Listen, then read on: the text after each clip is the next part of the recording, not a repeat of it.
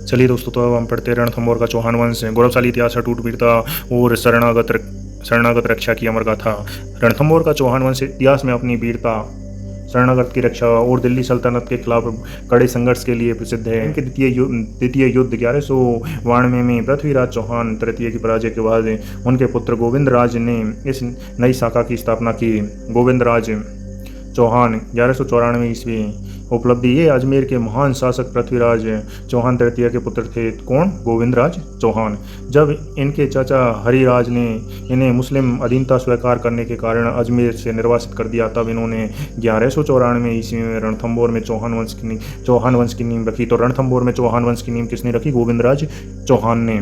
युद्ध व संघर्ष, इन्होंने कुतुब ऐबक की सहायता से अपने साम्राज्य को सुरक्षित किया था, इसीलिए इनके समय में कोई बड़ा स्वतंत्र युद्ध नहीं हुआ। बल्हान देव या बलन देव उपलब्धि, इन्होंने अपने पिता के बाद शासन संभाला। दिल्ली सल्तनत के साथ इनके संबंध तनावपूर्ण होने लगे थे। युद्ध व समय, इल्तुतमिश के समय दिल्ली सल्तनत ने रणथंभौर पर दबाव बनाना शुरू किया, लेकिन वल्याण देव ने जैसे तैसे दुर्ग की रक्षा की। प्रहलादन देव ये बालन देव के उत्तराधिकारी बने।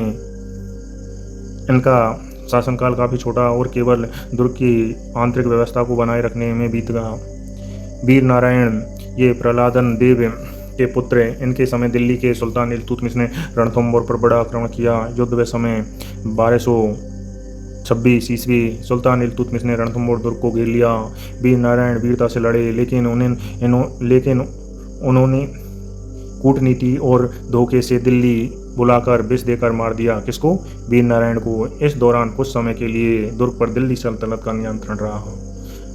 भाग्यभट्ट चौहान लगभग 1236 से 1250 ईस्वी ये वीर नारायण के चाचा थे। इन्होंने इल्तुतमिश की मृत्यु के बाद फैली राजनीतिक अस्थिरता का लाभ उठाया और रणथंभौर दुर्ग पर दोबारा राजपूतों का अधिकार स्थापित किया। इतिहासकार मिनहाज उस मिराज ने इन्हें अपने समय का भारत का सबसे शक्तिशाली राजा कहा। युद्ध व समय 1248 और 1253 सुल्तान नसरुद्दीन महमूद और बलबन की सेनाओं ने रणथंभौर पर आक्रमण किया, लेकिन भाग्यभट्ट ने दोनों बार तुर्क सेना को हराकर खदेड़ दिया। जैत्र सिंह 1250 ईस्वी से 1282 ईस्वी उपलब्धि। इन्होंने रणथंभौर पर पूरे 32 वर्ष तक सफलतापूर्वक शासन किया। किसने? जैत्र सिंह या जयसिंह ने। इन्होंने अपने जीवन काल में ही अपने योग्य और छोटे पुत्र हम्बीर देव को अपना उत्तराधिकारी घोषित कर राज तिलक कर दिया। युद्ध व समय, इनके शासनकाल के दौरान भी दिल्ली सल्तनत नसरुद्दीन महमूद की सेना ने आक्रमण किया, जिन्हें इन्होंने विफल कर दिया। किसने? जैत्र सिंह ने। हम्बीर देव चौहान 1282 से 1301 ईस्वी ये रणथंभौर शाखा के सबसे प्रतापी व शक्तिशाली और अंतिम शासक थे। कौन? हम्बीर देव चौहान। इतिहास में इनकी जिद के कारण हम्बीर हट कहा जाता है। इन्होंने अपने जीवन में कुल 17 युद्ध लड़े, जिनमें से 16 में विजयी रहे। हम्बीर देव ने कितने युद्ध लड़े? 17, जिनमें से 16 में विजयी रहे। इन्होंने अपने पिता के 32 वर्ष के शासन की याद में 32 खंभों की छतरी यानी न्याय की छतरी बनवाई। गोटी यज्ञ का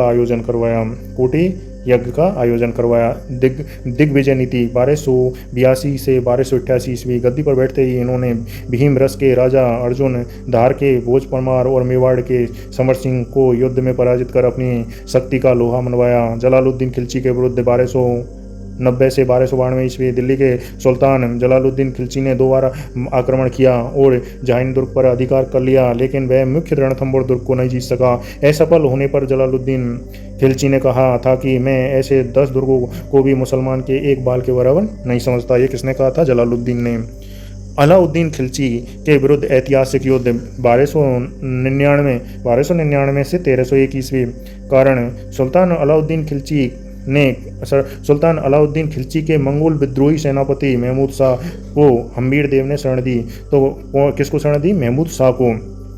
किसने? हम्बीर देव ने शरण दी और उसे सौंपने से मना कर दिया।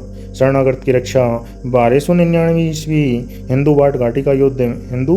बाट घाटी का युद्ध है। अलाउद्दीन के सेनापति उलुग खां एवं नुसरत खां ने आक्रमण किया। हम्मीर के सेनापति भीम सिंह और धर्म सिंह वीरता से लड़े। इस युद्ध में खिलची के मुख्य सेनापति नुसरत खां मारा गया। 1301 ईस्वी रणथंभौर का अंतिम युद्ध। अलाउद्दीन खिलची स्वयं एक विशाल सेना लेकर आया। जब वह सीधे युद्ध में नहीं जीत पाया तो उसने हम्मीर देव के 2 सेनापति रणमल और रतिपाल को लालच देकर अपनी ओर मिला लिया। किसको? हम्मीर देव के 2 सेनापति रणमल और रतिपाल को अपनी ओर मिला लिया। इन गद्दारों ने दुर्ग के गुप्त रास्ते तुर्कों को बता दिए और अनाज में गाय का रक्त मिलवा दिया। रणथंभौर का साका 11 जुलाई 1301 ईस्वी। खाद्य सामग्री समाप्त होने पर राजपूत वीरों ने हम्मीर देव के नेतृत्व में केसरिया किया और वीर गति को प्राप्त हुए। हम्मीर की रानी रंग देवी या रंगा देवी के नेतृत्व में राजपूत महिलाओं ने जौहर किया। राजस्थान का पहला प्रमाणिक जौहर किया और उनकी पुत्री देवल दे ने पदम माला तालाब में कूदकर जल जौहर किया। तो राजस्थान का एकमात्र जल जौहर कौन सा था? रणथंभौर का जल जौहर। और पहला अग्नि जौहर 1301 ईस्वी में किसके? रानी पद्मिनी के नेतृत्व में। 11 जुलाई 1301 को रणथंभौर दुर्ग पर अलाउद्दीन खिलची का अधिकार हो गया और इसी के साथ रणथंभौर के चौहान वंश का गौरवशाली अंत हो गया। चौहान वंश का गौरवशाली अंत हो गया।